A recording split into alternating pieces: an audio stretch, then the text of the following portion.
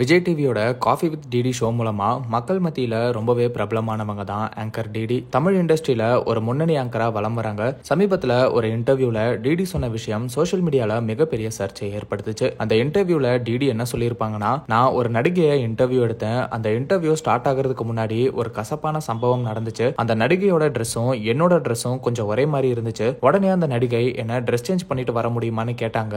எனக்கு ஒரு மாதிரி ஆயிருச்சு. ஆனா ஷோ ப்ரொடியூசர் லேட் ஆயிருன்னு சொல்லவே தான் அதே ட்ரெஸ்லயே இன்டர்வியூ பண்ண அப்படின்னு ரொம்பவே வருத்தப்பட்டு பேசியிருப்பாங்க. டிடியோட இந்த இன்டர்வியூ ரொம்பவே வைரலாகவே சோஷியல் மீடியால பலருமே டிடி சொல்றவங்க அந்த நடிகையா இருக்கும் இந்த நடிகையா இருக்கும்னு சில நடிகைகளோட பேரையும் சொல்லிட்டு வந்தாங்க. அதுல பலருமே டிடி சொன்ன அந்த நடிகை நயன்தாராவா தான் இருக்கும்னு சொல்லிட்டு வந்தாங்க.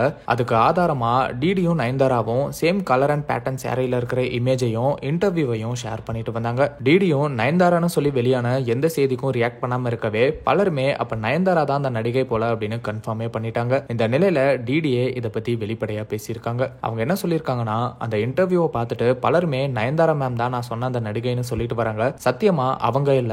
ரீசெண்டா அவங்களோட மூக்குத்தி அம்மன் 2 படத்தோட பூஜையையும் நான் தான் ஹோஸ்ட் பண்ணேன். நயன்தாரா மேம் என்னோட சாரி ரொம்பவே நல்லா இருந்துச்சுன்னு சொல்லி மெசேஜ் பண்ணியிருந்தாங்க.